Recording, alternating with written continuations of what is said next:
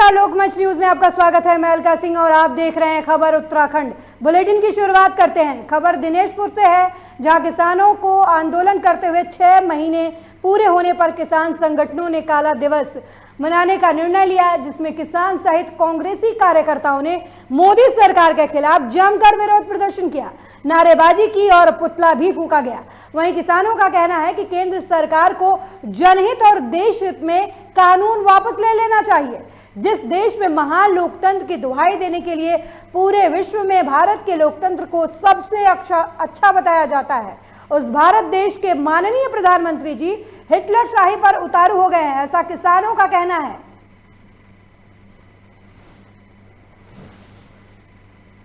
आपको बता दें कि किसान आंदोलन को आज 6 महीने पूरे हो गए हैं। इसको लेकर देश के अलग अलग हिस्सों में किसान आंदोलन कर रहे हैं और 26 मई को काला दिवस के रूप में मना रहे हैं।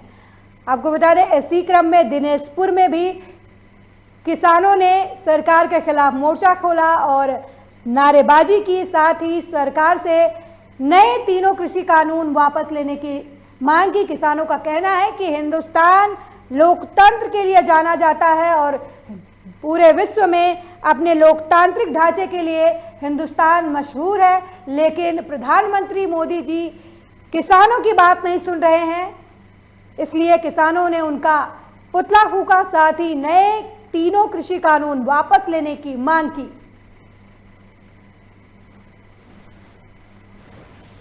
केंद्र सरकार ने जो 3 कृषि कानून, काले कानून जो बनाए थे, उसके वापसी के लिए बॉर्डर पे पूरे देश में किसानों का आंदोलन चल रहा है। हम लोग भी इस आंदोलन में पहले से ही सहभागिता निभाते आ रहे हैं। चूँकि कोरोना का काल है तो बॉर्डर में जा नहीं सके, तो इसलिए हमने अपने यहाँ पर अपने किसान भाइयों के साथ हम लोग सारे सामाजिक कार्यकर्ता यहाँ इकट्ठे हुए और अपना रोष व्यक्त किया। पिछले 6 महीनों से आज 26 मई को 6 महीने हो चुके हैं किसान धरने पर बैठे हैं। पूरे देश भर के किसान हैं, वो टिकरी बॉर्डर, सिंधु बॉर्डर और गाजीपुर बॉर्डर में 6 महीने से डटे हुए हैं। फिर इस बात को कहने के लिए जो 3 किसान काले बिन हैं, इसको वापस लीजिए। लेकिन ये तानाशाही सरकार, जो ढीठ सरकार है, ये किसानों की एक तक नहीं सुन रही है। और इस कोरोना काल में भी जो किसान डटे हुए हैं, बहुत उनकी हिम्मत की साथ देनी पड़ेगी कि इतने भयंकर महामारी के बाद भी वो अपने मांगों को लेकर अड़ी गए। वहीं काशीपुर प्रदेश कांग्रेस कमेटी के सदस्य डॉक्टर दीपक गुड़िया आत्रे ने स्वामी रामदेव द्वारा उत्पन्न की गई अनर्गल बहस का विरोध करते हुए कहा कि एक तरफ जहां सारा देश कोरोना और ब्लैक फंगस जैसी महामारी से खुद को बचाने की जद्दोजहद कर रहा है, जिसको जैसे भी उचित लग रहा है वो वैसे ही स्वयं को सुरक्षित करने का प्रयास कर रहा है। ऐसे में योग शिक्षक स्वामी रामदेव ने आयुर्वेद और एलोपैथ के बीच एक नई अनावश्यक बहस छेड़ दी है, जिसका मकसद मात्र ध्यान आकर्षित करना लगता है, क्योंकि इसके पीछे कोई सकारात्मक समाधान तो नहीं नजर आ रहा। डॉक्टर दीपिका ने कहा कि आयुर्वेद प्राचीन भारतीय चिकित्सा की अनमोल धरोहर है, जिसकी महत्ता विश्व स्वीकार कर चुका है, लेकिन बीमारियों से त्वरित सुरक्षा प्रदान करने में एलोपैथ का विशिष्ट महत्व है।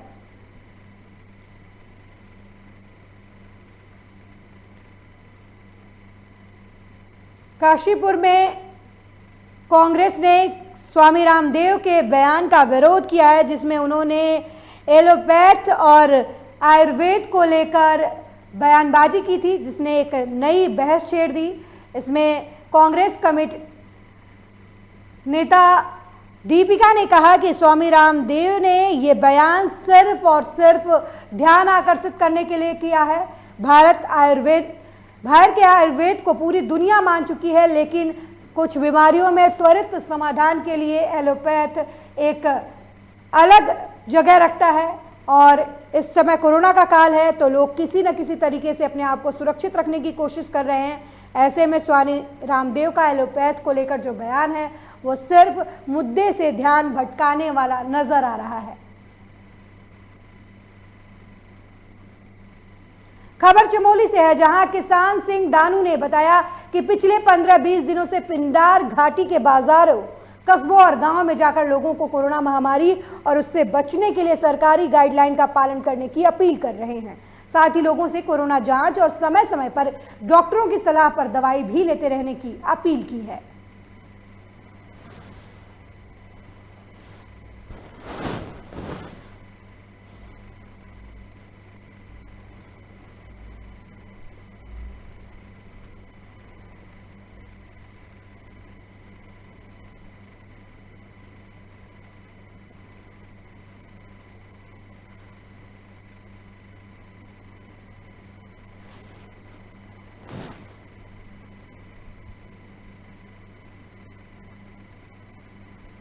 आपको बता दें कि जनप्रतिनिधि गांव-गांव जाकर लोगों को कोरोना के प्रति जागरूक कर रहे हैं, साथ ही लोगों से डॉक्टरों की सलाह पर समय समय पर दवा लेते रहने की बात कह रहे हैं।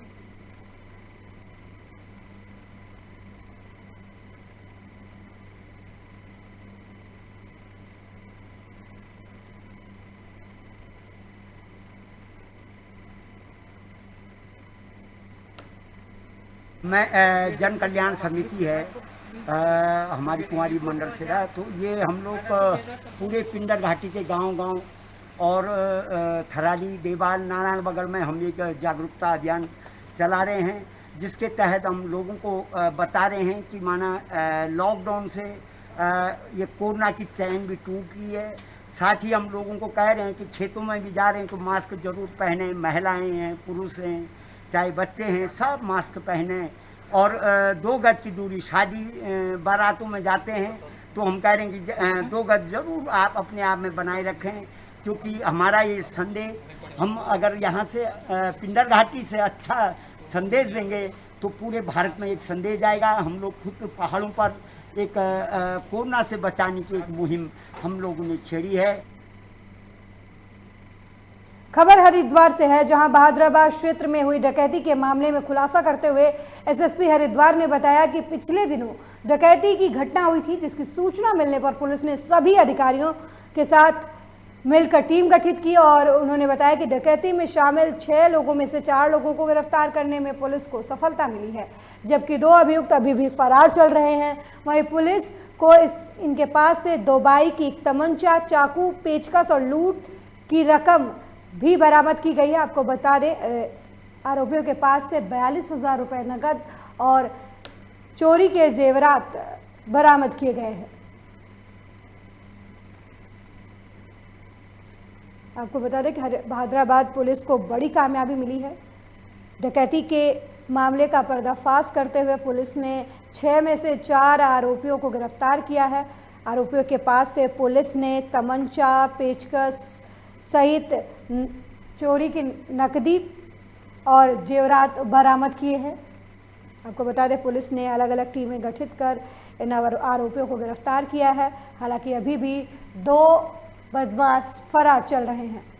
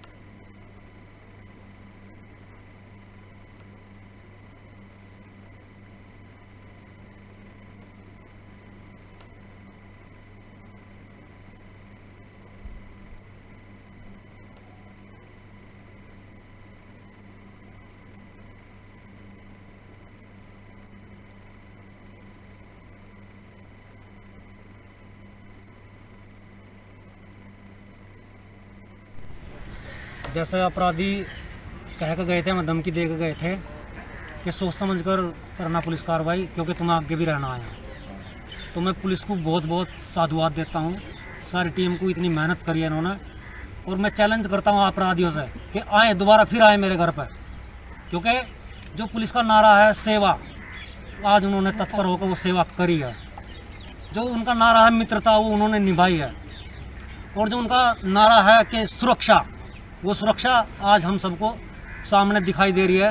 18 रात को जो है गांव दौलतपुर में हाईवे का नज़दीक, जो स्टेट हाईवे का नज़दीक जो मकान में जो है डकैती का घटना घटित होने का सूचना सुबह मिली थी। तो सभी उच्चाधिकारीगण जो है मौके पर पहुंचा। हमने लगभग 8 टीम इसमें गठित करके लगातार इसमें कार्रवाई कर रहे थे। आज इसमें जो है हमें सफलता मिली। इसमें जो है कुल 6 अभियुक्त थे, इसमें 4 लोगों को हमने गिरफ्तार कर दिया गया है। और इसमें घटना में प्रयुक्त 2 मोटरसाइकिल और तमंचा और चाकू और पेचकस सब चीज़ को हमने बरामद कर लिया। और चोरी हुआ माल से नकद में 42,000 रुपया और जो भी चोरी हुआ जेवर है उसका सब ने हमने रिकवरी कर दिया गया है। वहीं कोरोना से मारे गए 400 लोगों की लावारिस अस्थियों को बुधवार को हरिद्वार के सती घाट पर पूरे विधि विधान के साथ गंगा में विसर्जित किया गया। बता दें कि कोरोना संक्रमण के चलते मारे गए लोगों के अंतिम संस्कार के बाद उनके परिजन डर के चलते उनकी अस्थियों को भी लेकर नहीं गए, जिसके चलते उनकी अस्थियां अलग अलग शमशान घाटों पर लावारिस पड़ी रहीं। ऐसे ही करीब 400 लोगों की अस्थियों को श्री राजमाता झंडेवाल मंदिर के स्वामी राजेश्वरानंद महाराज ने अपनी अनुयायियों के साथ दिल्ली के अलग अलग शमशान घाटों से एकत्र किया और उनकी मुक्ति के लिए सभी को लेकर अपने हरिद्वार के कैलाश गली आश्रम लाए, जहां पर भजन कीर्तन के बाद सभी अस्थियों को सती घाट कनखल लाकर मां गंगा में विसर्जित कर दिया गया। आपको बता दें कि कोरोना काल में मारे गए करीब 400 लोगों की अस्थियां अलग अलग शमशान घाटों में पड़ी हुई थीं, जिसको राजेश्वरानंद महाराज ने अपने अनुयायियों के साथ दिल्ली के अलग अलग शमशान घाटों से इकट्ठा किया और उन्हें उनकी मुक्ति के लिए हरिद्वार के कैलाश गली आश्रम लेकर आए, जहां भजन कीर्तन के बाद उन अस्थियों को गंगा में विसर्जित किया गया। आज तीसरी बार हम कोरोना मृतकों की अस्थि अवशेषों को, जिसको हम सनातन धर्म में फूल कहते हैं, फूलों को लेकर आए हैं। 350 से 400 मृतकों के आज हम अस्थि अवशेष लेकर आए हैं, जिनका गंगा में विधि पूर्वक सनातन धर्म की विधि के अनुसार उसका विसर्जन किया जाए। खबर हरिद्वार से है, जहां मुस्लिम समुदाय के लोगों ने मानवता का सबूत देते हुए मिसाल पेश की है। उन्होंने हिंदू धर्म की महिला का सनातन धर्म के अनुसार अंतिम संस्कार करने में सहयोग किया। आपको बता दें कि कोरोना काल में जहां अपने अपनों की अंतिम यात्रा में शामिल नहीं हो रहे, वहां एक महिला और उसका परिवार जो कि हरिद्वार के सलेमपुर में किराए पर रहता था, इस महिला की बीमारी के चलते मृत्यु हो गई, जिसका मुस्लिम समुदाय के लोगों ने उसके परिवार के साथ मिलकर अंतिम संस्कार करने में सहयोग किया। वहीं भीम आर्मी के नेता तौफीक अहमद ने कहा कि ये परिवार यूपी हरदोई का है, जो कि सलेमपुर में किराए पर रहता था। इस परिवार में एक महिला की बीमारी के चलते मृत्यु हो गई थी, जिसका मुस्लिम समुदाय के लोगों ने सनातन धर्म के अनुसार अंतिम संस्कार करने में सहयोग किया। कोरोना काल में जहां अपने अपनों के अंतिम यात्रा में कोरोना की वजह से शामिल नहीं हो रहे, वहीं एक हिंदू महिला की मृत्यु हो जाने के बाद मुस्लिम समुदाय के लोगों ने उसका सनातन धर्म के रीति रिवाज के साथ अंतिम संस्कार कराने में उसके परिवार का सहयोग किया। ये तस्वीरें गंगा जमुनी तहजीब की मिसाल पेश करती हैं। ऐसे समय में जब लोग जरा सी बात पर एक दूसरे को मरने मारने के लिए तैयार हो जाते हैं, ऐसी स्थिति में, ऐसे भयावह संकट में कोरोना काल के मुस्लिम समुदाय एक हिंदू महिला की सनातन धर्म के रीति रिवाज के अनुसार उसका अंतिम संस्कार कराने में सहयोग दे रहा है। ये तस्वीरें असली भारत की हैं, जो हिंदू मुस्लिम एकता की बात करता है। यहाँ हरदोई के एक किराएदार रहते थे, उनकी मिसेज का आज सुबह इंतकाल हुआ, जो सनातन धर्म से ताल्लुक़ रखते हैं। और ये भारतीयता की मिसाल है कि हम ऐसी माला है जिसमें हर तरह का फूल उगाया जाता है, जबकि आज के टाइम में कुछ सामाजिक तत्व जो है हम आपस में ना इत्तेफाकी करने का काम कर रहे हैं, लेकिन आज सारा का सारा ये काम मुस्लिम समुदाय के लोगों ने किया है। और अंतिम संस्कार तक, शुरू से लेकर अंतिम संस्कार तक ये काम हमने जो है बाखूबी अंजाम दिया है। खबर लक्सर से है, जहां कोरोना संक्रमितों के नए मामले मिलने से स्वास्थ्य विभाग में हड़कंप मच गया है, जिसमें बताया जा रहा है कि गांव में एक सप्ताह के बाद फिर कोरोना का बम फूटा है, जिसमें 7 लोगों की रिपोर्ट कोरोना पॉजिटिव आई है, जिसको लेकर स्वास्थ्य विभाग ने पूरे इलाके को कंटेनमेंट जोन घोषित कर दिया है और लोगों से सावधानी बरतने की बात कही है।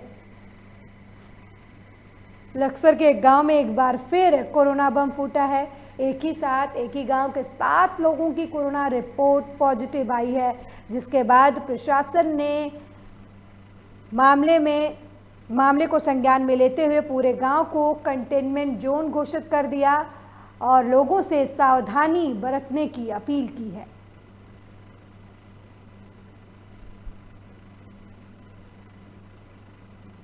इस खबर पर ज्यादा जानकारी के लिए हमारे संवाददाता गोविंद चौधरी फोन लाइन पर जुड़ गए हैं। गोविंद, एक ही गांव में 7 लोग कोरोना पॉजिटिव पाए गए हैं, क्या कुछ अपडेट?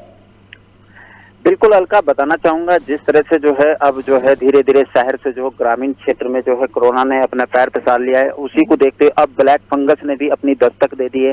इसी को लेकर जो आज लक्सर के खानपुर ब्रह्मपुर में जो है 7 लोगों की रिपोर्ट जो कोरोना पॉजिटिव पाई गई है। इससे पहले भी जो है 19 मई को इसी गाँव में जो है 104 लोगों के सैंपल लिए थे, जिसमें 50 लोगों में से केवल 11 लोग कोरोना संक्रमित मिले थे। लेकिन एक बार फिर जो उन्हीं लोगों की जो रिपोर्ट जो रह गई थी, उन लोगों की जो रिपोर्ट में से 7 लोग और कोरोना पॉजिटिव पाए गए।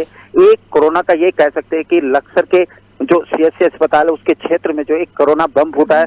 लेकिन जिस तरह से आंकड़े बढ़ रहे हैं तो उसी को देखते हुए लगातार जो है जो अगर बात की जाए स्वास्थ्य विभाग की या प्रशासन की, तो प्रशासन के आला अधिकारी भी अपना पल्ला यहाँ पर झाड़ रहे हैं, क्योंकि गांव में पशुओं से लेकर जो लोगों की आर्थिक स्थिति है वो ठीक नहीं है। हल्का ये कह सकते हैं कि पशुओं के लिए चारे की भी कहीं ना कहीं दिक्कत है। तो साफ तौर से ये कहना होगा कि स्वास्थ्य विभाग और जो तहसील प्रशासन के जो आला अधिकारी है, केवल पूरे क्षेत्र को कंटेनमेंट जोन तो घोषित कर दिया गया है, लेकिन उनके रख रखाव और मूलभूत सुविधा वहां पर नहीं हो पा रही है। जी अलका। गोविंद, जिस तरीके से उत्तराखंड में लगातार ग्रामीण क्षेत्रों में कोरोना के मामले सामने आ रहे हैं, अभी हरिद्वार में एक गांव में 104 लोग कोरोना संक्रमित हुए थे, पूरे गांव का गांव संक्रमित है। ऐसे में जहां भी आपने अभी बताया कि गांव में 7 लोग कोरोना संक्रमित पाए गए हैं, इसके पहले 9 लोग पाए गए हुए थे, तो स्वास्थ्य विभाग की तरफ से ग्रामीण क्षेत्रों में क्या व्यवस्था की जा रही है? क्या सिर्फ कंटेनमेंट जोन घोषित करने से सरकार स्वास्थ्य विभाग का कोटा पूरा हो जा रहा है, या फिर सरकार कोरोना को फैलने के लिए स्वास्थ्य विभाग और सरकार की तरफ से कुछ और काम किया जा रहा है? देखिए अलका, बिल्कुल ये बात कहना बिल्कुल सही होगा। जिस तरह स्वास्थ्य विभाग की जो लापरवाही है वो साफ देखी जा सकती है। अभी लोकमंच ने एक खबर को प्रमुखता से दिखाया गया था, क्योंकि आरटीपीसीआर की जो रिपोर्ट थी वो 18 से 17 दिन का समय लग पा रहा था। ऐसे में ये कह सकते हैं कि अगर कोई व्यक्ति पॉजिटिव है तो उस व्यक्ति ने कितने लोगों को संक्रमित किया गया होगा। तो ये बड़ा एक अहम सवाल है यहाँ स्वास्थ्य विभाग पर उठता है।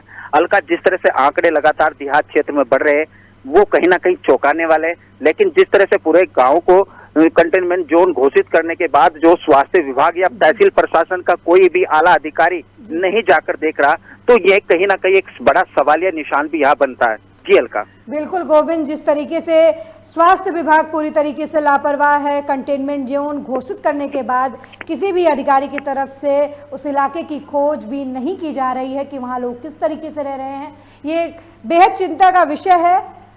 धन्यवाद गोविंद इस खबर पर ज़्यादा जानकारी देने के लिए। पहाड़ों में लगातार इस कोरोना संक्रमण के मामले बढ़ रहे हैं, खासकर ग्रामीण इलाकों में, जो उत्तराखंड सरकार के लिए किसी चुनौती से कम नहीं है। आपको बता दें कि अभी उत्तराखंड में 18,000 बच्चे कोरोना संक्रमित हुए थे। एक तरीके से लोग तीसरे लहर की बात कर रहे हैं, और इसी बीच अब उत्तराखंड के ग्रामीण क्षेत्रों में जिस तरीके से कोरोना महामारी तेजी से फैल रही है, ये एक तरीके से उत्तराखंड सरकार के लिए बड़ी चुनौती है, क्योंकि उत्तराखंड की स्वास्थ्य सेवाएं पहले से ही चरमराई हुई हैं।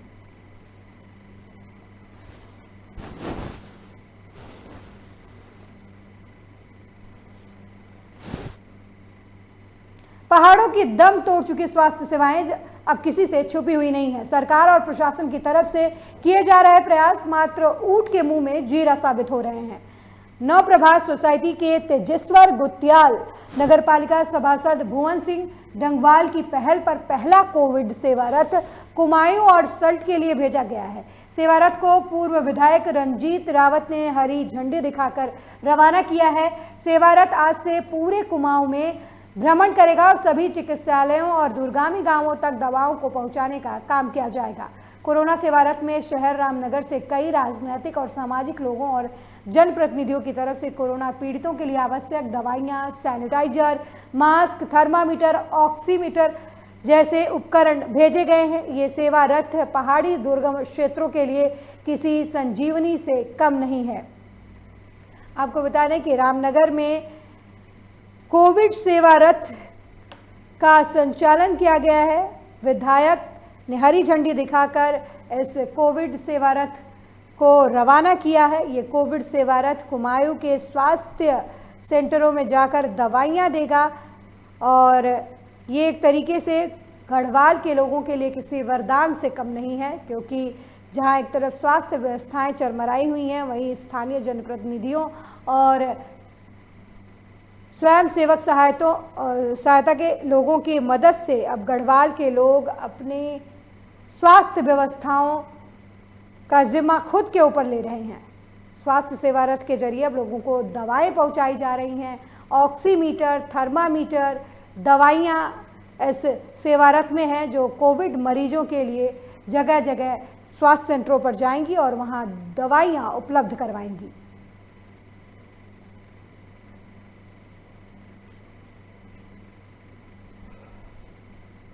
कोरोना से पूरा ही देश इसमें दुर्सरग्रस्त हालत में पड़ा हुआ है। सरकार भी अपनी ओर से कोशिश में लगी हुई है, शासन लगा हुआ है और उसी की एक क्रम में उत्तराखंड महासंघ जो हमारा है तो हमने उसके तत्वाधान में रामनगर की जो हमारी सभी राजनीतिक और जो सामाजिक संगठन हैं, हम सभी ने मिल करके यहाँ से उनके लिए एक राहत पैकेज के तौर पे भेजा है। और हमने जो ये पैकेज भेजा है, ये पैकेज हमारा उत्तराखंड महासंघ के बैनर तले और पूरे कुमाऊं ग्रुप में और आने वाले समय में पूरे गढ़वाल में भी ये बांटा जाएगा। टिहरी पुलिस का नशा और ड्रग्स के खिलाफ धरपकड़ का अभियान तेजी से चल रहा है। एक और कोरोना काल में पुलिस मिशन हौसला के तहत जरूरतमंद लोगों की मदद में जुटी हुई है, वहीं दूसरी ओर अवैध शराब और नशे के खिलाफ अभियान चलाया जा रहा है। मुनकी रेती पुलिस ने 2 तस्करों को गिरफ्तार कर करीब 1.25 किलो चरस बरामद किया है, जिसकी बाजार में कीमत 1,70,000 रुपये आकी जा रही है। वहीं जिला मुख्यालय के बौराड़ी में पुलिस ने एक कार से 9 पेटी अवैध शराब बरामद की है। फिलहाल पुलिस ने आरोपियों को NDPS एक्ट के तहत गिरफ्तार किया है। महीने में हमने काफ़ी भारी संख्या में जो हमारे अवैध शराब की तस्करी और अवैध ड्रग्स पे काफ़ी भारी बरामदगियां करी हैं। अगर हम NDPS की बात करें तो लगभग हमने 12 किलो चरस, करीब 80 ग्राम स्मैक, 46 किलो से अधिक मात्रा में डोडा।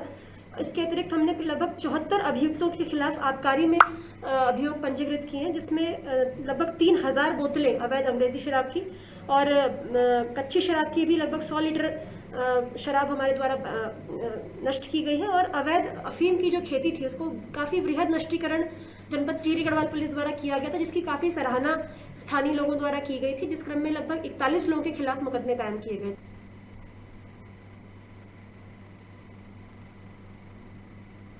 खबर काशीपुर से है, जहां कोरोना काल में चोरी की घटना पुलिस को काफी परेशान कर रही है, जिसमें पुलिस ने कार्रवाई करते हुए दढ़ियाला रोड काशीपुर के 5 अभियुक्तों को गिरफ्तार करते हुए चोरों के पास से 11 मोटरसाइकिल बरामद की है।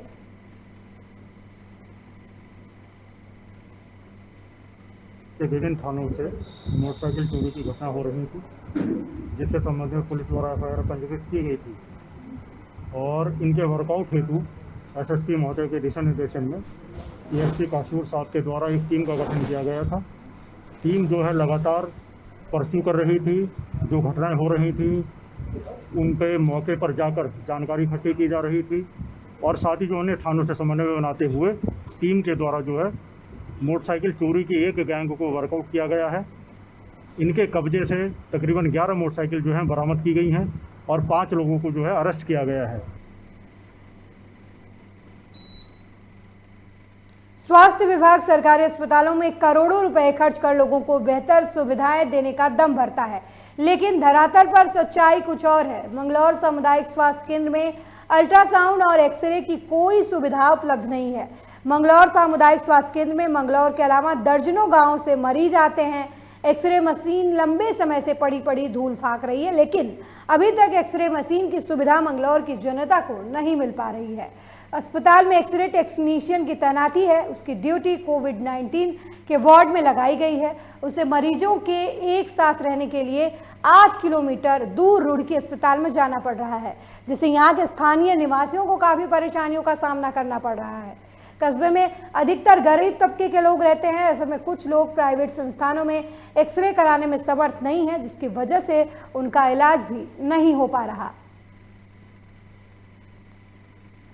अभी महीना भर आई थिंक हो गया है, बट क्या है कि ये इंस्टॉल नहीं हो पाई अभी, ठीक है ना।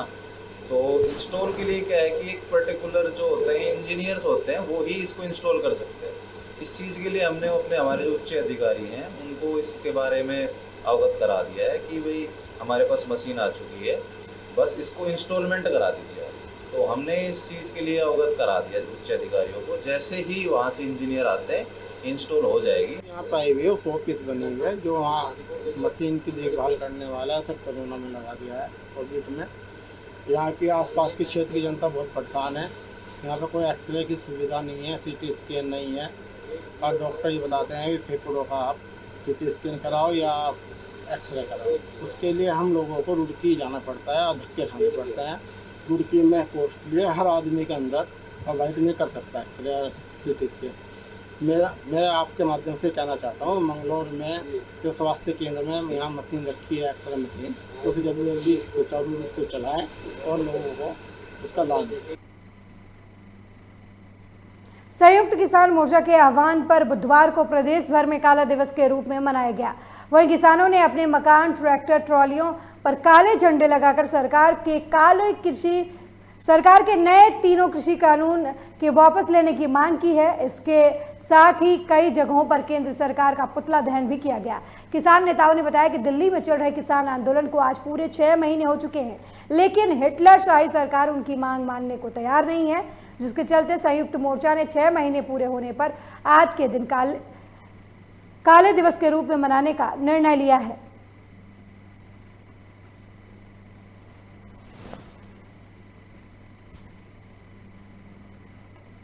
26 मई को जो संयुक्त किसान मोर्चा ने आह्वान किया था, आज हमारे जो दिल्ली के अंदर आंदोलन चले हुए उन्हें पूरे 6 महीने हो गए।